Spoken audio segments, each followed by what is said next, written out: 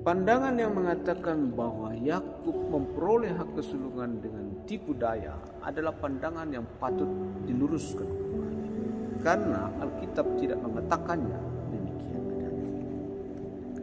Ketika Ribka mengandung anak-anak itu, nubuatan Tuhan datang kepadanya bahwa yang muda akan berkuasa atas yang tua. Dua ketentuan terhadap dua anak dalam rahimnya. Itu adalah datang dari Tuhan. Dan di dalam perjalanan waktu kemudian hari antara Yakub dan Esau telah terjadi transaksi jual beli hak kesulungan, di mana Esau setuju menjual hak kesulungannya kepada Yakub tanpa paksaan, dalam kerelaan, dalam kesadaran, dengan sepiring kacang merah, dan dilakukan di bawah sumpah di hadapan Tuhan. Sehingga secara hukum dan sah, legal, bahwa sekarang yang akan menerima hak kesulungan adalah Yakub.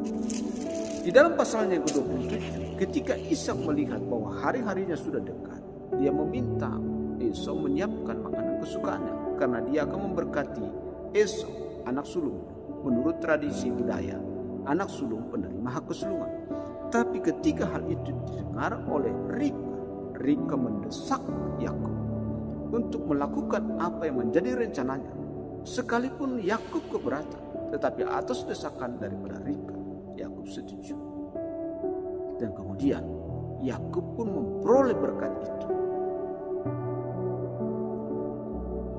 Dan ketika Ishak sadar bahwa ternyata yang diberkati adalah Yakub, bukan Esau, tidak mencabut. Ishak tidak mencabut berkatnya. Justru dia menegaskannya kemudian di dalam pasalnya ke-28. Ketika Yakub hendak pergi ke rumah pamannya Laban, dia berkata, "Moga-moga Allah yang Maha Kuasa memberkati engkau, membuat engkau banyak, sehingga engkau menjadi sekumpulan bangsa-bangsa. Moga-moga ia memberikan kepadamu berkat yang untuk Abraham." Dia tidak menyesali. Kalau Ishak kemudian memberi berkatnya kepada Yakub, ini sebenarnya menegaskan apa yang terjadi dalam Kejadian pasal 25. Transaksi sudah terjadi dan nubuatan sudah diberikan oleh Tuhan. Penggenapan itu diberikan sekarang. Dan sepertinya kalaupun Ishak salah memberikan berkat itu menurut pandangannya, sesungguhnya ada hal yang perlu diperhatikan pada dirinya Ishak. Yang pertama, ada kecenderungan bahwa Ishak abai dalam melihat kehidupan anak-anaknya, khususnya Esau. Karena sekalipun Esau bergaul dengan orang asing, itu enggak masalah bagi Ishak. Sekalipun Esau mengambil dua wanita Het sekaligus sebagai istrinya, itu tak mengganggu Ishak sebagai orang beriman. Perempuan Het itu tak mengganggu.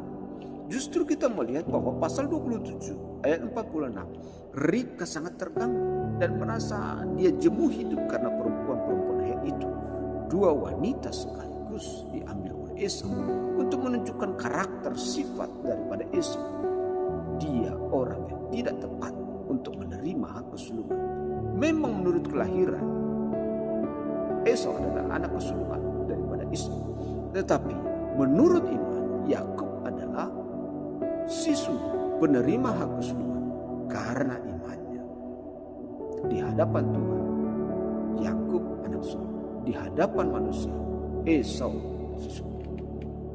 Dan di kemudian hari, ketika Yakub pergi ke rumah pamannya, Tuhan menampakkan diri kepada Yakub di Betel dan mengulangi janji yang pernah dijanjikannya kepada Abraham, kepada Ishak, kepada Yakub.